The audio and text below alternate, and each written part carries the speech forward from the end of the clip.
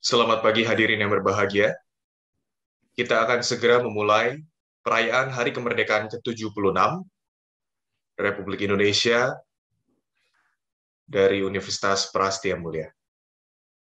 Pertama-tama, perkenalkanlah saya Javier Lukito yang akan menjadi pemandu acara untuk acara pada pagi hari ini.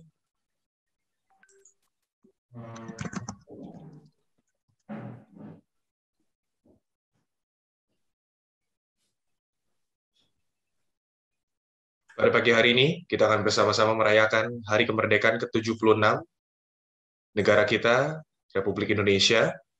Saya ingin mengucapkan selamat datang kepada Bapak Prasasto Sudiatmiko SH, selaku Ketua Pengurus Yayasan Prastia Mulia, kepada Profesor Sami Krista Mulyana, PhD, selaku Guru Besar Universitas Prastia Mulia, Profesor Dr. Marsudi Wahyu Kisworo, selaku Guru Besar Universitas Prastia Mulia, Profesor Andreas Budi Harjo, PhD, selaku Guru Besar Universitas Prastia Mulia, Profesor Dr. Sugiarto, MSc, selaku Guru Besar Universitas Prastia Mulia, yang terhormat Profesor Dr. Jisman S. Manjuntak, selaku Rektor Universitas Prastia Mulia, Profesor Agus W. Suhadi, PhD, selaku Wakil Rektor 1 Universitas Prastia Mulia, Profesor Joko Wintoro, PhD, selaku Wakil Rektor 2 Universitas Prastia Mulia, Bapak Franky Supriyadi, PhD, selaku Wakil Rektor 3 Universitas Prastia Mulia,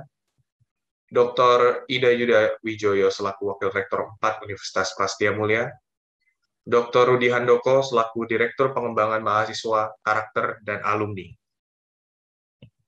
Bapak Fatoni Rahman, DBA, selaku Dekan Sekolah Bisnis dan Ekonomi, Dr. Kristina Yosefina Ratnateksia, selaku Pembantu Dekan 1 Bidang Akademik SBE, Dr. Adrian Teja, selaku Pembantu Dekan 2 Bidang SDM, Administrasi, dan Operasional SBE,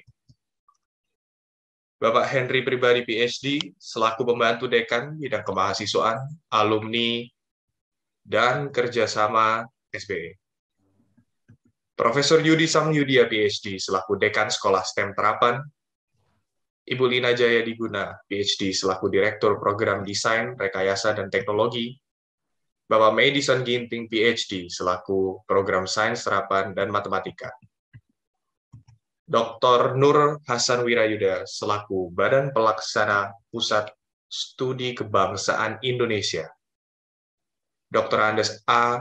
Agus Riono, selaku Kepala Bidang Riset dan Publikasi Pusat Studi Kebangsaan Indonesia, dan Dr. Andes Mahendra Kusuma Putra, selaku Kepala Bidang Pendidikan Pusat Studi Kebangsaan Indonesia. Pada pagi hari ini, kita akan segera memulai acara dengan beberapa acara protokoler yang akan segera kita mulai. Kepada hadirin semuanya, saya minta untuk mengambil sikap yang serius, karena kita akan segera memulai prosesi upacara kemerdekaan Republik Indonesia.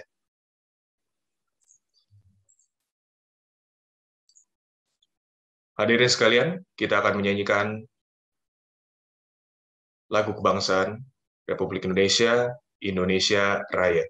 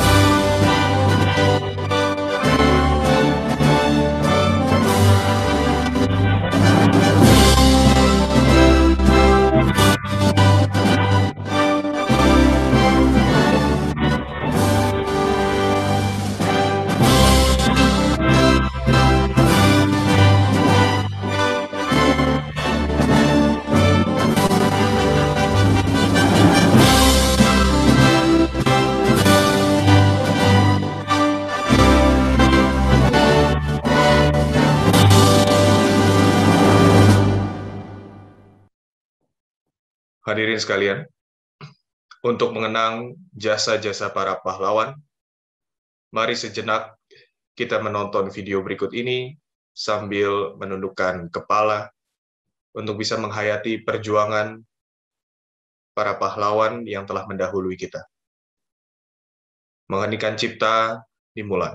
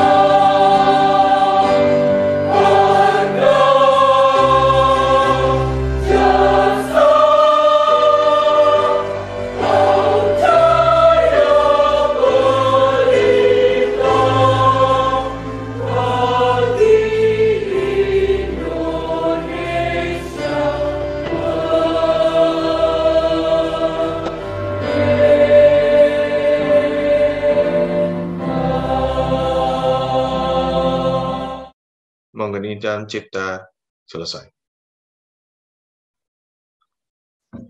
Berikutnya, pembacaan teks proklamasi akan dibacakan oleh Saudara Alwi Nur Hidayanto, mahasiswa International Business Law 2020. Proklamasi. Kami, bangsa Indonesia, dengan ini menyatakan kemerdekaan Indonesia. Hal-hal yang mengenai pemindahan kekuasaan dan lain-lain diselenggarakan dengan cara seksama dan dalam tempo yang sesingkat-singkatnya. Jakarta, 17 Agustus 1945. Atas nama bangsa Indonesia, Soekarno-Hatta.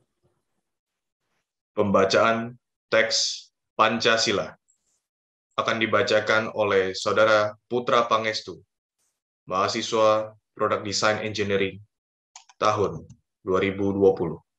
Pancasila. 1. Ketuhanan yang Maha Esa. 2. Kemanusiaan yang adil dan beradab. 3. Persatuan Indonesia. 4.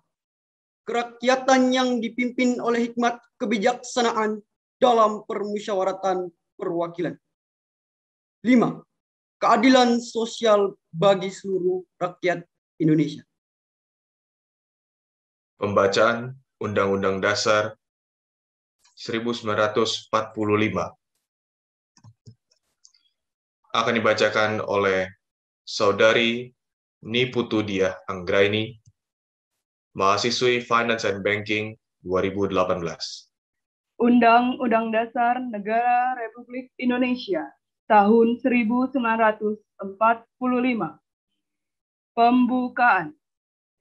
Bahwa sesungguhnya kemerdekaan itu ialah hak segala bangsa, dan oleh sebab itu, maka penjajahan di atas dunia harus dihapuskan, karena tidak sesuai dengan pri kemanusiaan dan pri keadilan. Dan perjuangan pergerakan kemerdekaan Indonesia telah sampailah kepada saat yang berbahagia dengan selamat sentosa mengantarkan rakyat Indonesia ke depan pintu gerbang kemerdekaan negara Indonesia yang merdeka, bersatu, berdaulat, adil, dan makmur. Atas berkat rahmat Allah yang Maha Kuasa, dan dengan didorongkan oleh keinginan luhur, supaya berkehidupan kebangsaan yang bebas, maka rakyat Indonesia menyatakan dengan ini kemerdekaannya.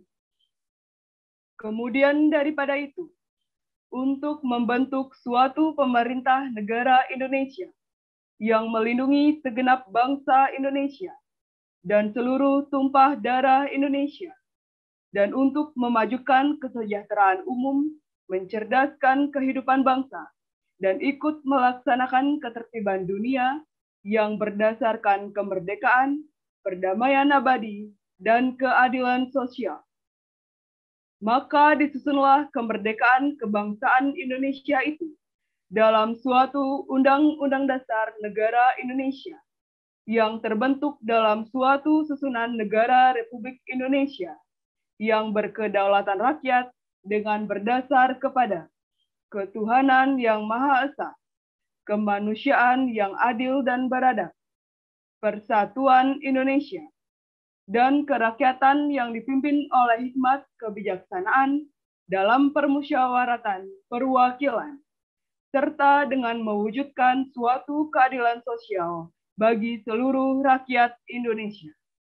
Amanat upacara akan disampaikan oleh Rektor Universitas Prastia Mulia. Kepada Profesor Dr. Jisman S. Simanjuntak, kami persilahkan. Mahasiswa Universitas Prasetya Mulia yang saya hormati,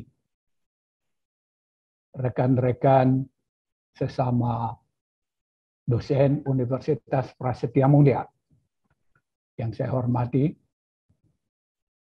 seluruh anggota Sivitas Akademika Universitas Prasetya Mulia yang saya hormati, dan siapa saja yang terhubung pada acara pagi hari ini, saya mengucapkan salam kemerdekaan.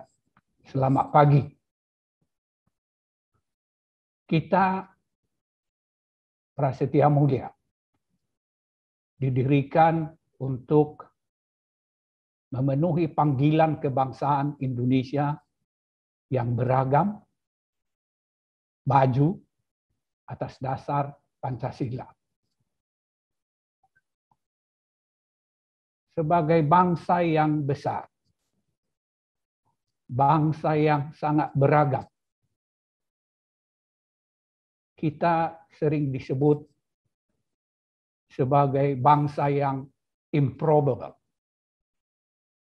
Begitu tingginya keragaman itu, sehingga banyak ahli yang menganggap adalah suatu keajaiban bahwa bangsa kita dapat bersatu dan berjalan selama 76 tahun dalam keadaan selamat sentosa.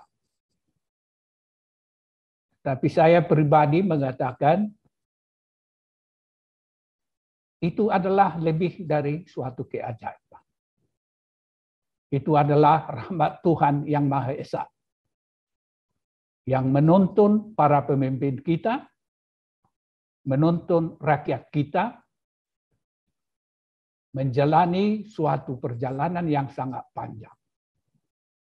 kita bersyukur atas apa yang sudah diraih oleh bangsa kita selama 76 tahun itu. Kita adalah salah satu panutan di dunia di dalam sejarah kemanusiaan tentang perjalanan keragaman. Dan untuk itu sekali lagi saya hendak mengajak hadirin untuk bersyukur sebesar-besarnya kepada Tuhan Yang Maha Esa. Perjalanan kita adalah seperti Odyssey, penuh dengan tantangan-tantangan, bahkan juga bahaya-bahaya. Tetapi dengan modal yang sudah kita himpun selama 76 tahun, saya percaya bahwa bangsa kita akan mampu mengatasi apapun tantangan yang terletak di depan, apapun bahaya yang terletak di depan, dan pada waktunya bangsa kita menjadi bangsa yang maju dengan taraf kehidupan yang baik seperti diamanatkan Undang-Undang Dasar kita, dengan pengakuan dan penghayatan keragaman yang benar-benar hidup seperti juga diamanatkan oleh Undang-Undang Dasar kita, dengan rakyat yang cerdas, sejahtera. Kita sering menyebut 2045 sebagai momentum besar dalam perjalanan bangsa kita, kurang lebih satu generasi dari sekarang. Dan saudara-saudara, di sekitar kita banyak bangsa yang memang maju tuntas dalam satu generasi. Dan peluang itu juga berlaku bagi kita. Banyak sekali syarat yang harus dipenuhi untuk bisa membawa suatu perjalanan ke taraf yang seperti itu. Saya hanya menyebut satu, yaitu penguasaan dan kemampuan memanfaatkan ilmu pengetahuan bagi pemajuan kebangsaan. Bukan hanya pemajuan warga orang seorang, melainkan pemajuan kebangsaan. Memanfaatkan kemajuan ilmu pengetahuan bagi pemajuan kebangsaan yang plural berdasarkan Pancasila. Untuk itu, saudara-saudara, kita di Universitas Prasetya Mulia terpanggil. Dan universitas kita dengan sengaja memilih positioning seperti itu. Menggunakan ilmu pengetahuan bagi pemajuan kebangsaan yang plural. Dan saudara-saudara, untuk mampu menggunakan ilmu pengetahuan, pastilah penguasaan ilmu pengetahuan itu juga disyaratkan. Karena itu saya mengajak seluruh sivitas akademika Prasetya Mulia, terutama mahasiswa baru angkatan 2021, untuk menjadi pionir pencarian ilmu pengetahuan dan penggunaannya bagi pemajuan kehidupan kebangsaan yang plural. Kita akan ikut berjuang bagi keterbukaan bangsa kita sebagai syarat yang perlu bagi pemajuan dan penggunaan ilmu pengetahuan. Kita ikut berjuang untuk kemerdekaan warga, mengejar cita-citanya masing-masing dalam persamaan yang diamanatkan oleh Undang-Undang Dasar kita. Kita ikut berjuang bagi kemajuan yang inklusif, yang dinikmati oleh seluruh rakyat, seperti diamanatkan oleh Undang-Undang Dasar kita.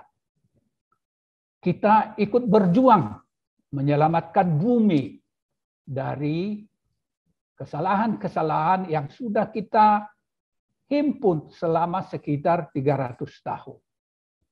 Kita ikut berjuang bagi keselamatan keragaman hayati, biodiversity, yang sekarang menjadi bagian yang sangat penting dari agenda kemanusiaan.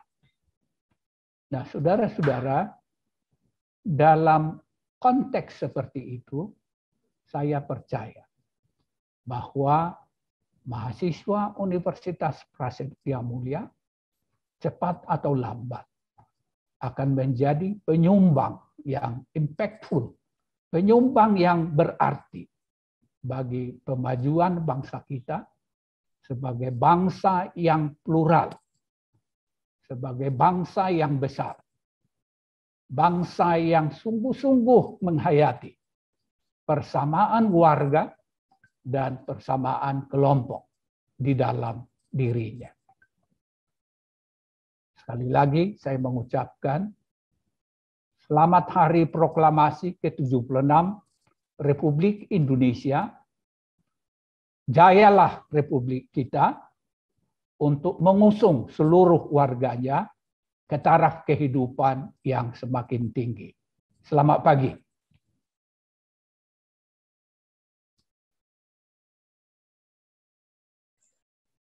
Berikutnya adalah pembacaan doa yang akan disampaikan oleh Saudara Handoko Soekarno, mahasiswa Business Economics tahun 2018. Mari hadirin mengheningkan ciptas, mengheningkan waktu untuk beberapa saat selama berdoa. Ya Tuhan yang Maha Pengasih, pagi ini kami Civitas Akademika Universitas Prasetya Mulia bersimpuh, tengadahkan tangan, persembahkan puja dan puji. Kami bersyukur atas 76 tahun kemerdekaan bangsa dan negara kami, serta anugerah yang tak terbilang dan tercurah di bumi pertiwi.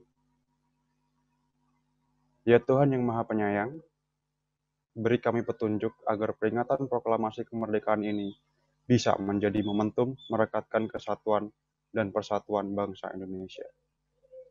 Anugerahi kami kebeningan hati dan kejernihan pikir dalam mengamalkan nilai-nilai Pancasila dan Undang-Undang Dasar 1945 sebagai pedoman dalam kehidupan berbangsa dan bernegara dalam wadah Negara Kesatuan Republik Indonesia. Ya Tuhan yang Maha Pemurah, negeri ini punya cita. Mudahkanlah dalam menggapainya. Hindarkanlah Nusantara kami dari bencana dan mara bahaya. Angkatlah pandemi COVID-19 ini agar kami dapat kembali beraktivitas secara normal. Teguhkan rasa cinta tanah air, tumbuh suburkan tenggang rasa, solidaritas antar sesama, dan gotong royong dalam membangun bangsa. Sehingga Indonesia tangguh, Indonesia tumbuh dapat diwujudkan segera.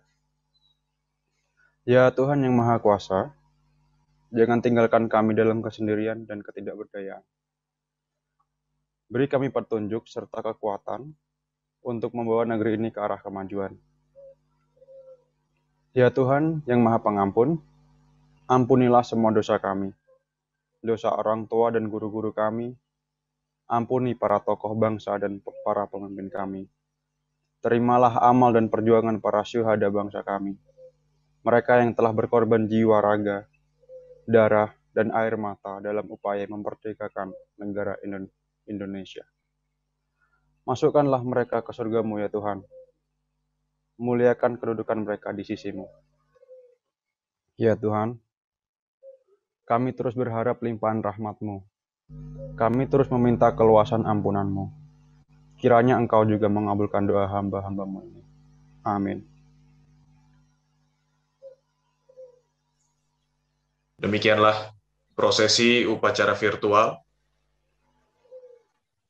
Hari kemerdekaan Indonesia yang ke-76 yang diadakan oleh Universitas Prastia Mulia. Berikutnya, kita akan segera mendengarkan pesan kemerdekaan yang akan disampaikan oleh Ketua Pusat Studi Kebangsaan Indonesia yang akan disampaikan oleh Dr. Nur Hasan Wirayuda. Kami persilahkan.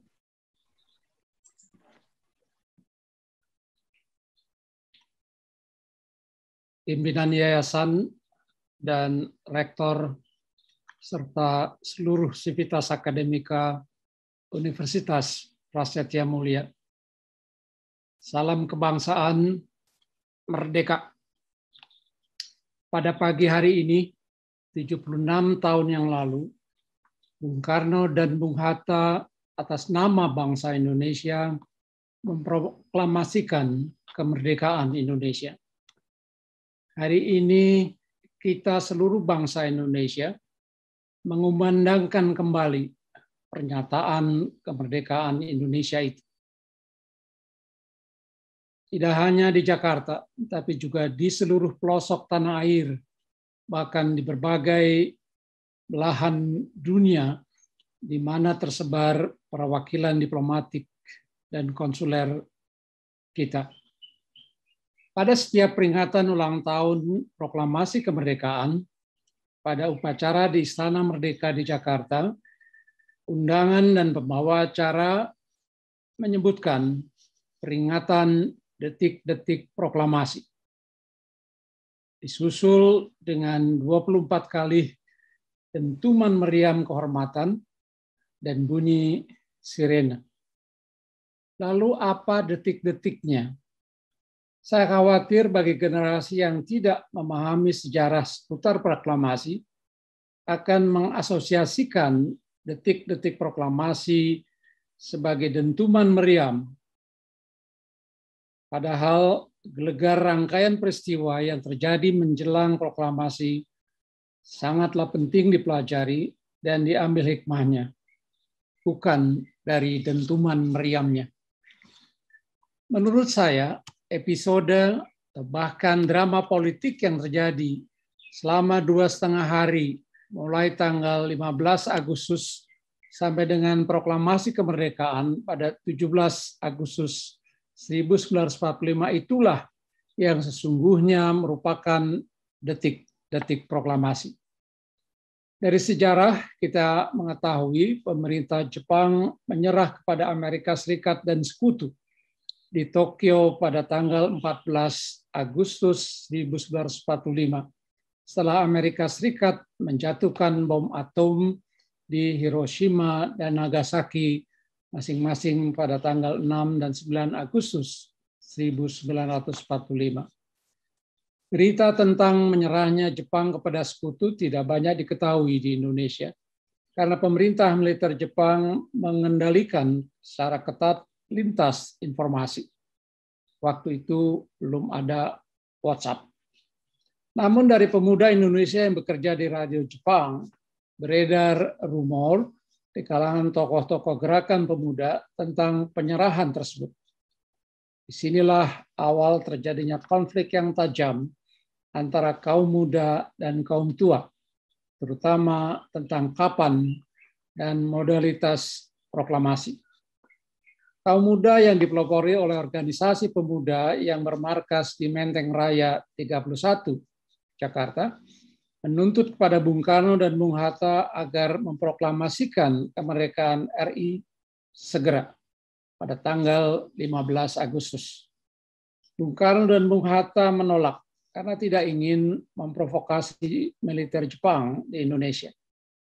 Terikat pada perjanjian penyerahannya kepada sekutu, militer Jepang di Indonesia pun berkewajiban untuk memelihara status quo ante, yang berarti kewajiban memelihara keadaan seperti keadaan sebelum tanggal 14 Agustus.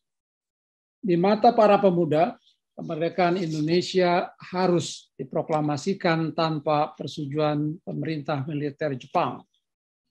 Karena itu delegasi para pemuda datang ke rumah Bung Hatta di Jalan Diponegoro 57 meminta kesediaan duit tunggal untuk memproklamasikan kemerdekaan pada tanggal 15 Agustus.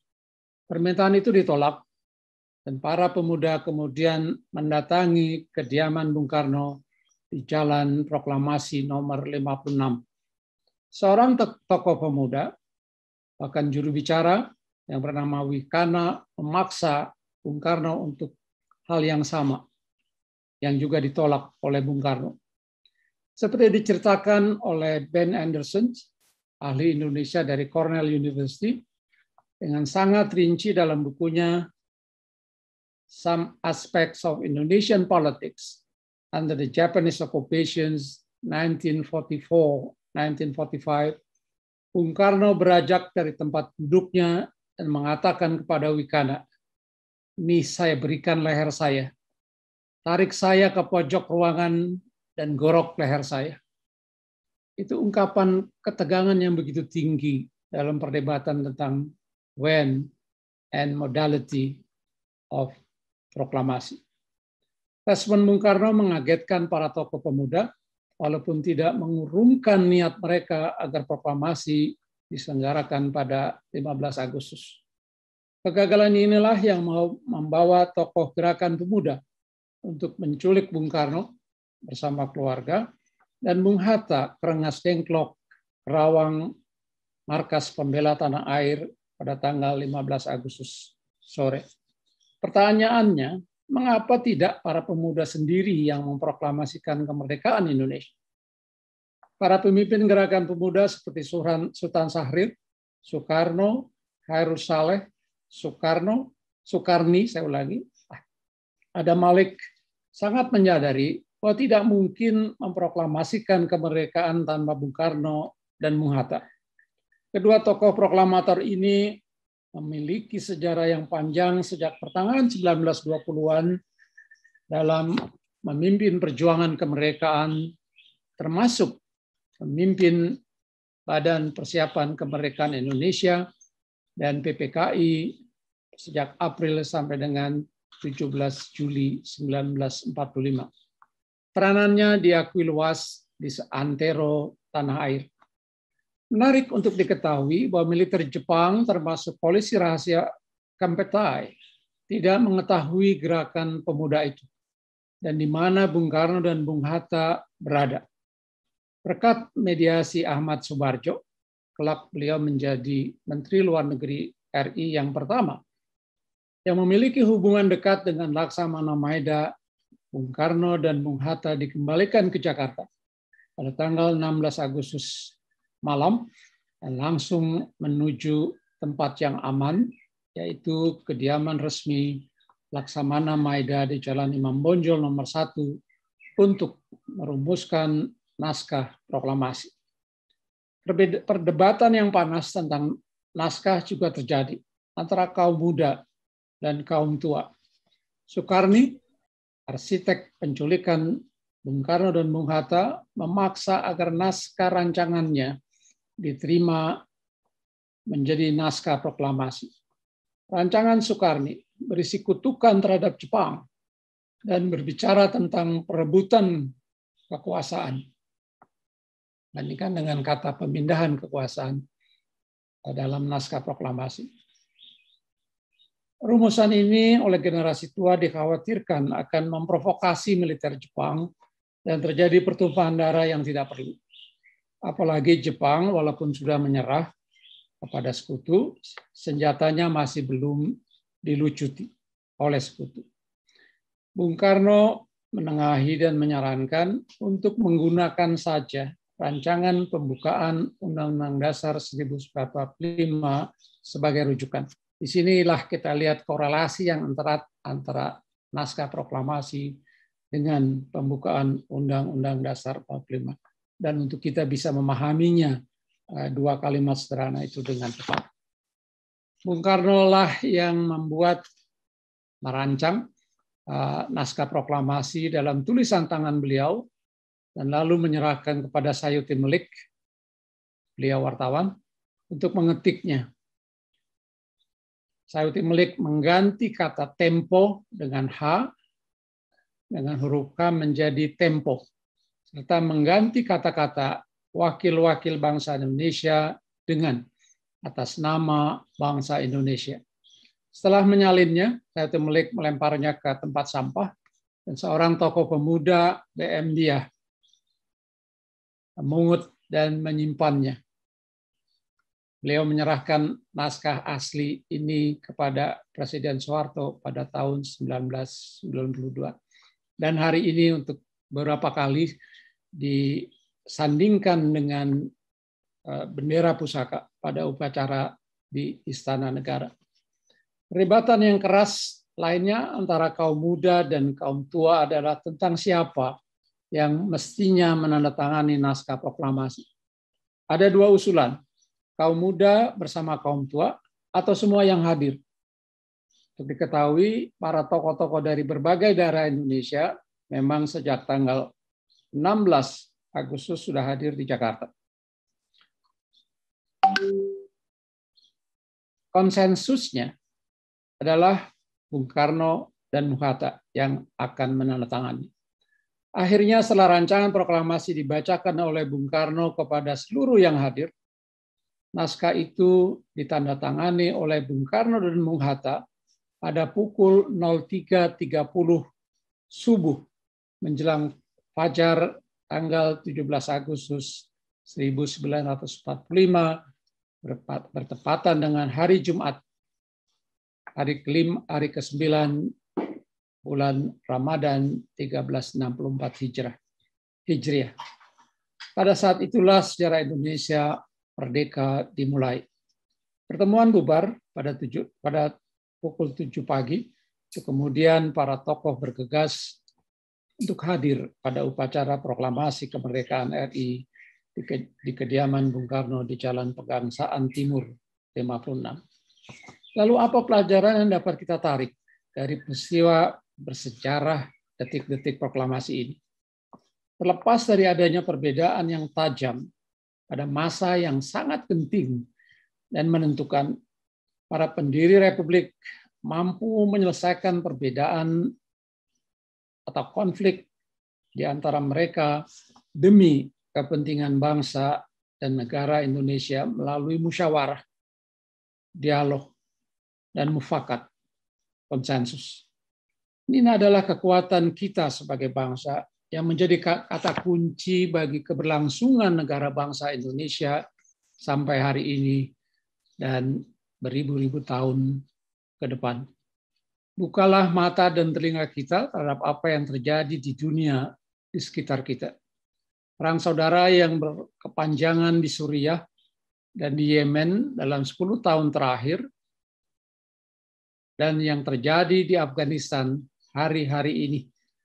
Untuk kita bisa menghargai kearifan dan sistem nilai yang begitu tinggi yang diwariskan oleh para pendiri Republik kita kepada kita semua. Saya akan mengutip bait dari lagu Syukur sebagai penutup. Dari yakinku teguh, hati ikhlasku penuh akan karuniamu. Tanah air pusaka, Indonesia merdeka. Syukur aku sembahkan kehadiratmu, Tuhan. Lagu ini digubah oleh Bapak Hussein Mutahar, tokoh kepanduan